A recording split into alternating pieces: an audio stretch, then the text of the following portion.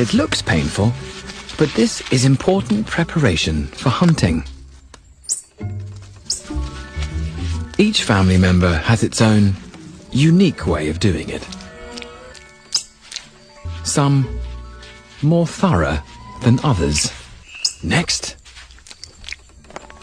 it's time to hunt. Low-light cameras can see their nocturnal world. Each night, tarsiers must eat 1/10 of their body weight in insects. From the safety of his home tree, the 5-week-old watches on as the adults hunt.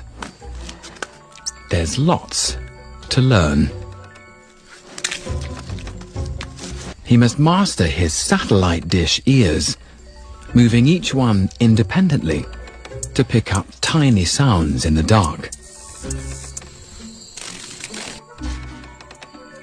Next, he must learn to tilt his head to judge distance.